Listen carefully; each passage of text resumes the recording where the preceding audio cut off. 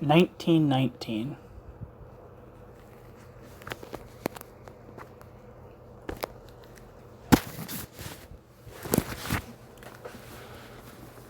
January 16th to 25th. Second All-Russian Congress of Trade Unions. Throughout 1918, the trade unions had played an important role in industrial administration. This had vastly increased when the government, afraid that privately owned industry wouldn't work for the needs of the Red Army, speeded up the nationalization program, quote, at first as a matter of military rather than of economic policy, end quote. What Lenin called the, quote, state functions, end quote, of the unions had increased rapidly. Party members in the trade union leadership, such as Tomsky, chairman of the All-Russian Central Council of Trade Unions, enjoyed considerable power. The relation between the union leadership and the rank and file were far from democratic, however. Quote, in practice, the more the trade unions assumed the administrative functions of a conventional managerial bureaucracy, the more bureaucratic the trade unions themselves became. End quote. Vladimir Koch. A Congress delegate, Cherkin, claimed, for instance, that, quote, although in most regions there were institutions representing the trade union movement, these institutions were not elected or ratified in any way. Where elections had been conducted and individuals elected who were not suitable to the needs of the Central Committee or local powers, the elections had been annulled very freely and the individuals replaced by others more subservient to the administration, end quote. Another delegate, Perkin, spoke out against new regulations which required that representatives sent by workers' organizations to the Commissariat of Labor be ratified by the Commissariat. Quote, if at a union meeting we elect a person as a commissar, i.e. if the working class is allowed in a given case to express its will, one would think that this individual would be allowed to represent our interest in the commissariat, would be our commissar, but no. In spite of the fact that we have expressed our will, the will of the working class, it is still necessary for the commissar we have elected to be confirmed by the authorities. The proletariat is allowed the right to make a fool of itself. It is allowed to elect representatives, but the state power, through its right to ratify the elections or not, treats our representatives as it pleases. End quote.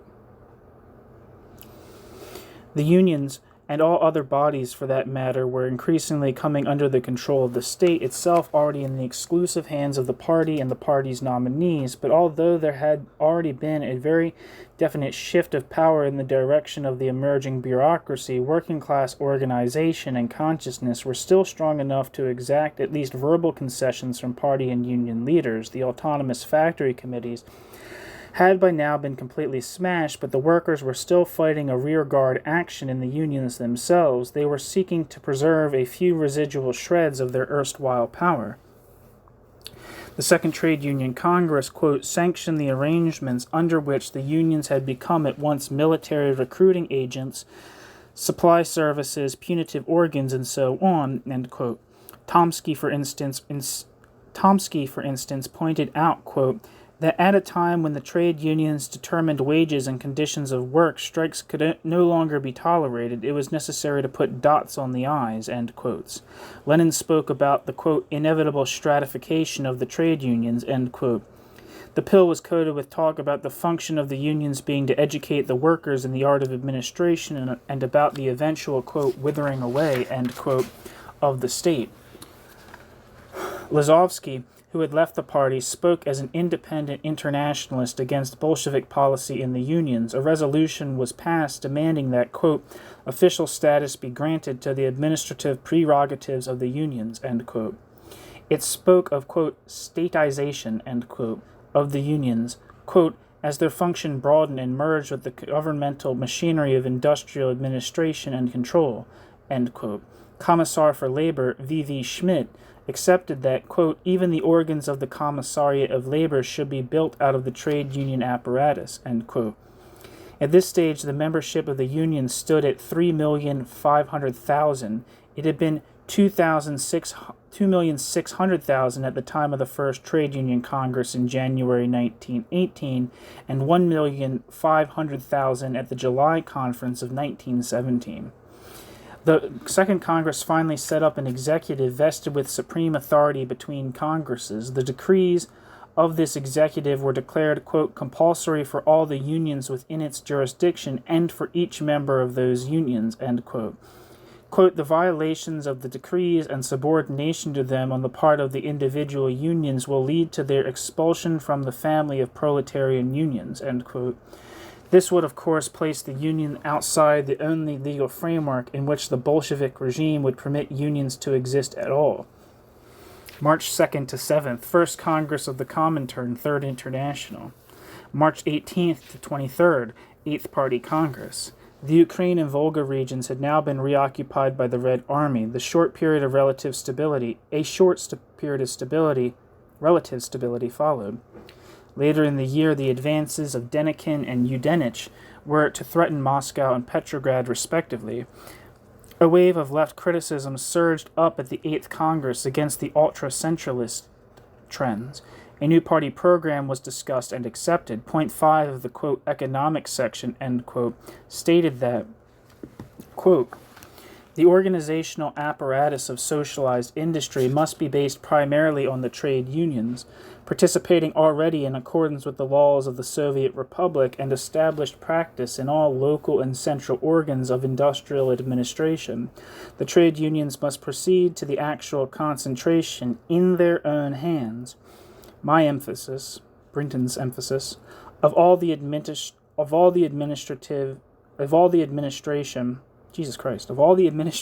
of the entire economy as a single economic unit. The participation of the trade unions in economic management and their drawing the broad masses into this work constitutes also the chief method of struggle against the bureaucratization of the economic apparatus, end quote.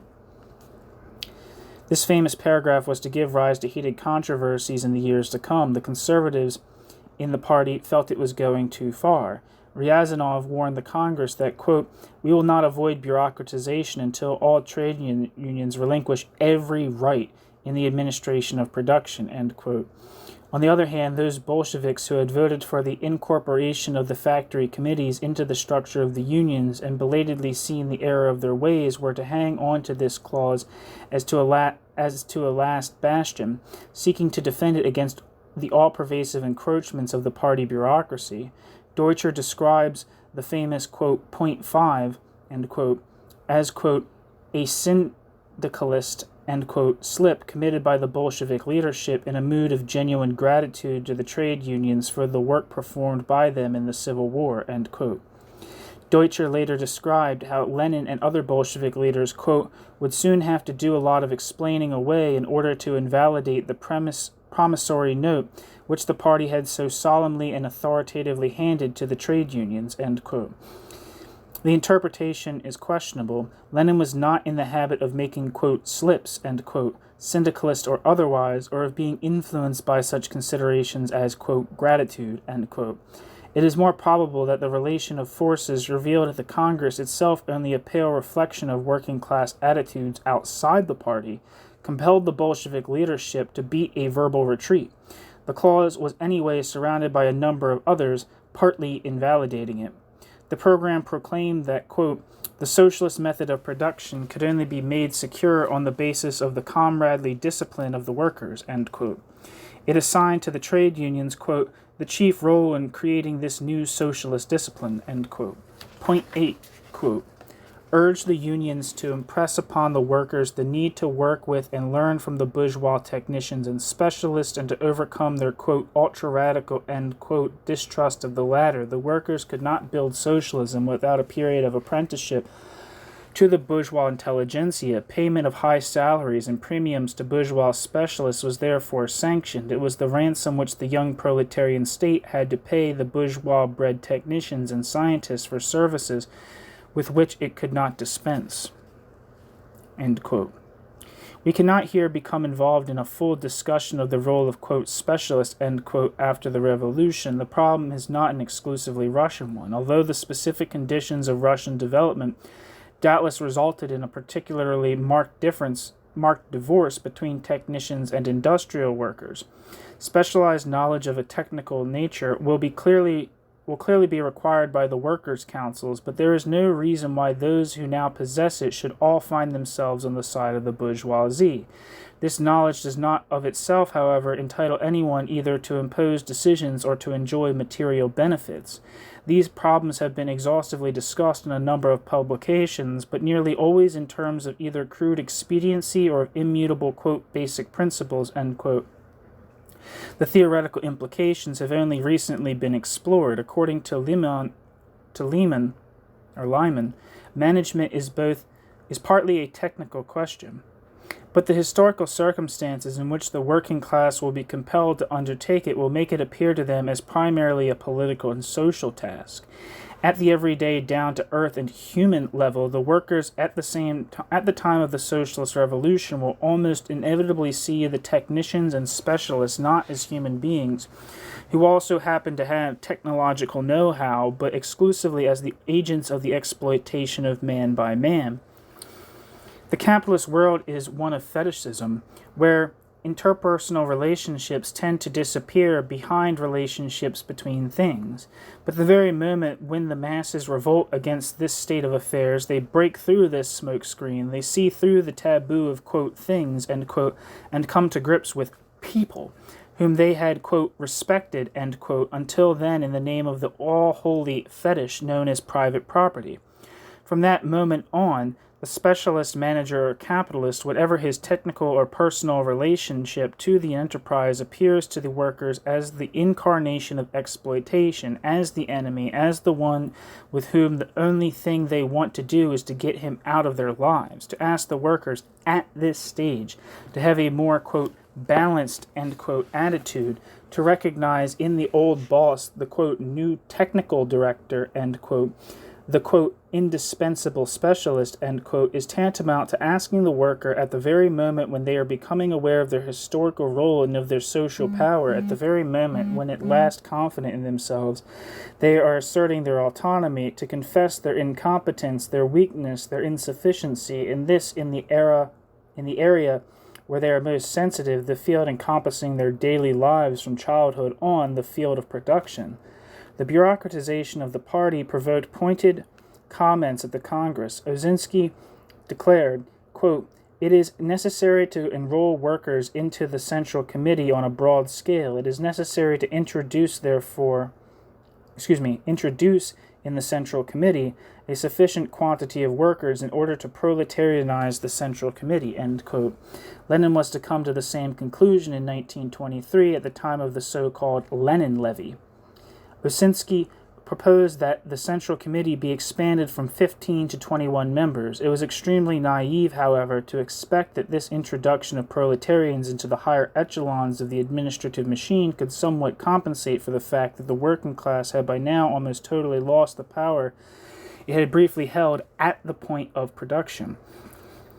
The decline of the Soviets was also discussed at the Congress. The Soviets were no longer playing any active role in relation to production, and very little role in other matters either.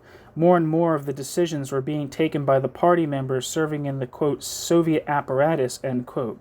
The Soviets had become mere organs of ratifications, rubber stamps, the theses of Sopronov and Osinski, according to which the party should not seek to, quote, impose its will on the Soviets, end quote, were decisively rejected. The party leaders made minor concessions on all these issues, but the process of tightening up control, both in the party and in the economy as a whole, continued at an unrelenting pace. The 8th Congress established the Politburo, the Org Bureau, and the Secretariat, technically only subcommittees of the Central Committee, but soon to assume tremendous power. The concentration of decision-making authority had taken a big step forward. Quote, party discipline, end quote, was strengthened. The Congress ruled that each decision must above all be fulfilled. Only after this is an appeal to the corresponding party organ permissible. Quote, footnote. A pathetic echo nearly 50 years later is to be found in the, quote, Perspectives for I.S., submitted in September 1968 by the Political Committee of International Socialism. Point 4 ran, quote, branches must accept directives from the center unless they fundamentally disagree with them, in which case they should try to accord with them while demanding an open debate on the matter, end quote. End of footnote. Quote, the whole matter of posting of party workers is in the hands of the Central Committee. Its decisions are binding for everyone, end quote. 8th Party Congress, Resolution 1. The era of political postings as a means of silencing embarrassing criticism had begun in earnest. April 1919. High point of Kolchak's offensive in Urals. June. Decree introducing, quote, labor books, end quote, for workers in Moscow and Petrograd. October. High point of Denikin's offensive in South Russia. Udenich's drive on Petrograd. December 2nd to 4th. 8th Party Congress. The 8th Party Conference. The 8th Conference worked out a statute which rigidly defined the rights and duties of party cells, fractions or fraktia,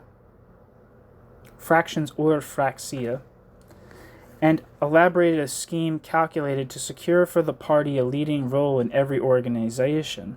Quote, the communist trade unionist was thus a communist first and only then a trade unionist, and by his disciplined behavior he enabled the party to lead the trade unions, end quote. Deutscher, Soviet trade unions. As the party degenerated, this, quote, leadership, end quote, was to play an increasingly pernicious role. December 5th to 9th, 1919. 7th All-Russian Congress of Soviets. There had been 2 such congresses in 1917 and 4 in 1918. Resolution passed in favor of collective management of industry. At the Congress, Sopronov attacked the unpopular Glavki, arguing that they represented an attempt to substitute, quote, organization by departments for organization by Soviets, the bureaucratic for the democratic system, end quote. Another speaker declared that if people were asked, quote, what should be destroyed on the day after the destruction of Denikin and Kolchak, 90% would reply, the Glavki and the centers, end quote. E.H. Carr. Cited in E.H. Carr.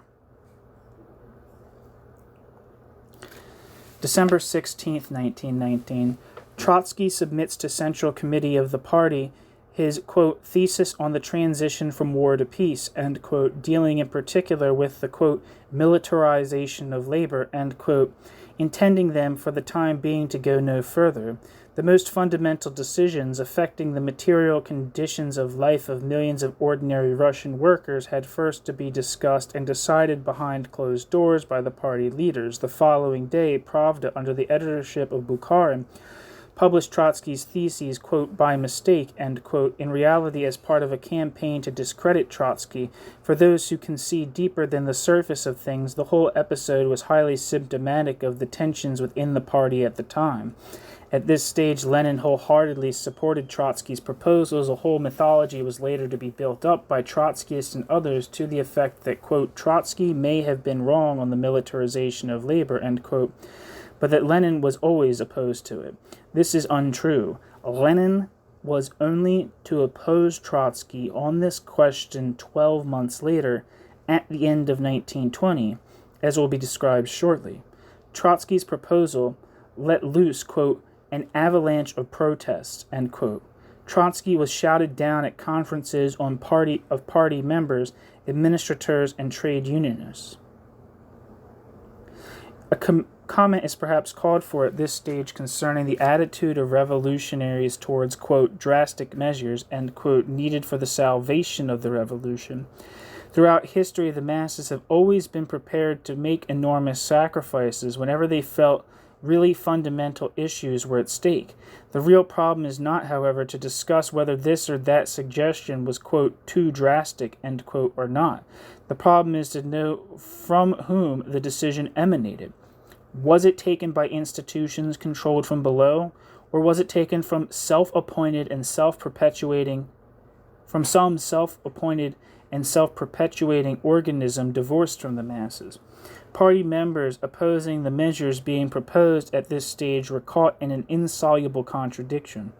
They denounced the policies of the party leaders without really understanding the extent to which their own organizational conceptions had contributed to what was happening to the revolution. Only some members of the workers' opposition of 1921, to a slight degree, and Myasnikov's workers' group of 1922, to a greater extent, began to sense the new reality. December 27th, 1919. With Lenin's approval, the government sets up the Commission on Labor Duty, with Trotsky, still Commissar for War, as its president.